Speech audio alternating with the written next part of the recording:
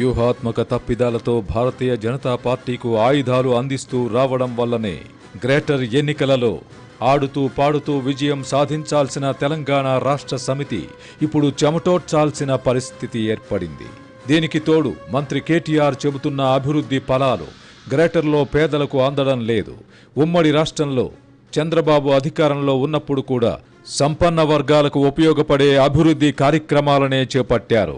ఈ కారణంగా 2004లో జరిగిన ఎన్నికలలో ఆయన నమ్ముకున్న ప్రాంతాల ప్రజలు కూడా తెలుగుదేశం పార్టీని గెలిపించలేదు. ఇప్పుడు మంత్రి కేటీఆర్ కూడా అదే దారిలో నడుస్తున్నారు. దుర్గం చెరువుపై నిర్మించిన తీగల వంతెన వంటివి అవసరమే కానీ వాటి వల్ల ఓట్లు రావు.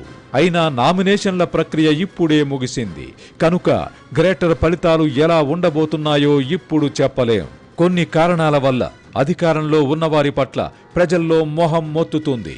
ఆ కారణాలను గుర్తించి దిద్దుబాటు చర్యలు తీసుకుంటే ప్రభుత్వంలో ఉన్నవారు సురక్షితంగా ఉంటారు. కారణాలు సహేతుకమా కాదా అన్నది పక్కన పెడితే ఇవాళ తెలంగాణలో కేసీఆర్ ప్రభుత్వంపై ప్రజల్లో వ్యతిరేకత పెరిగింది. ఈ వాస్తవాన్ని గుర్తించకుండా తనకు గిట్టని వారిపై విషం చిమ్ముతూ పోవడం వల్ల ఫలితం ఉండదు. ఏ పూట ఎవరి అవసరం ఉంటే ఆ పూట వారిని పిలిపించుకోవడమో లేక వారి వద్దకే స్వయంగా వెళ్లి పార్టీలో చేర్చుకోవడంలో సిద్ధహస్తుడైన కేసీఆర్ ఆ తర్వాత వారిని పట్టించుకోరు.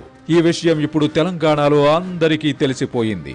ఈ కారణంగా గద్దర్లాంటి వాళ్లు కేసీఆర్ను ప్రశంసించినా, గోరటి వెంకన్న వంటి వారికి పిలిచి మరీ ఎమ్మెల్సీ పదవులు కట్టబెట్టినా ఫలితం ఉండడం లేదు. కాంగ్రెస్ను కోలుకోకుండా దెబ్బతీస్తూ వచ్చిన కేసీఆర్ ఇప్పుడు భారతీయ జనతా పార్టీ నుంచి ముప్పు ఎదుర్కొంటున్నారు. ఈ నేపథ్యంలో ఆయన ఇప్పుడు భారతీయ జనతా పార్టీపై యుద్ధం చేస్తానని, ప్రాంతీయ పార్టీలన్నింటినీ సమీకరిస్తానని చెబుతూ ఉండడం తెలివైన చర్యగా కనిపించడం లేదు. ఆంధ్రప్రదేశ్లో చంద్రబాబు నాయుడుకు ఏమైందో మరిచిపోతే ఎలా? ఏడాదిన్నర క్రితం అసెంబ్లీ ఎన్నికలకు ముందు ఆంధ్రప్రదేశ్ ముఖ్యమంత్రిగా ఉన్న చంద్రబాబు కూడా ఇలాగే భారతీయ జనతా పార్టీపై తొడగొట్టారు. ప్రధాని నరేంద్ర మోదీని దూషించారు. కాంగ్రెస్ అధ్యక్షుడిగా ఉన్న రాహుల్ గాంధీ ఇంటికెళ్లి మరీ చేతులు కలిపారు.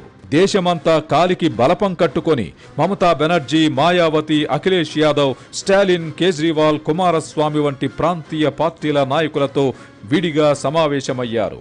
నరేంద్ర మోదీకి వ్యతిరేకంగా ఉమ్మడి వేదికలు పంచుకున్నారు. దీంతో భారతీయ జనతా పార్టీ ఆయనపై కక్ష పెంచుకుంది. గత ఎన్నికల్లో చంద్రబాబు నాయుడు ఓడిపోవడానికి తన వంతు పాత్ర పోషించింది.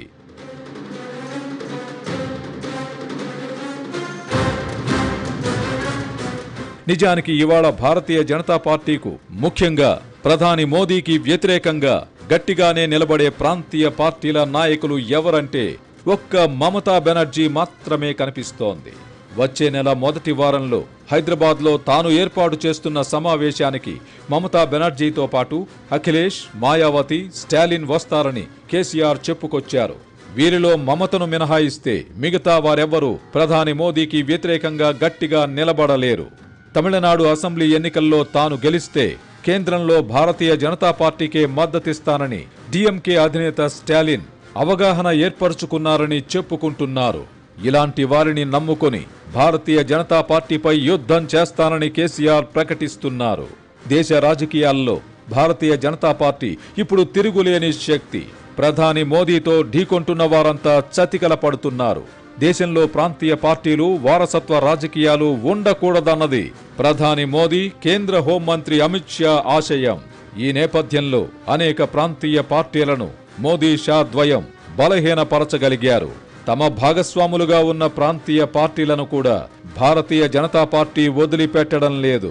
బీహార్లో నితీష్ కుమార్ నేతృత్వంలోని జేడీయూకు పడుతున్న గతే ఇందుకు నిదర్శనం.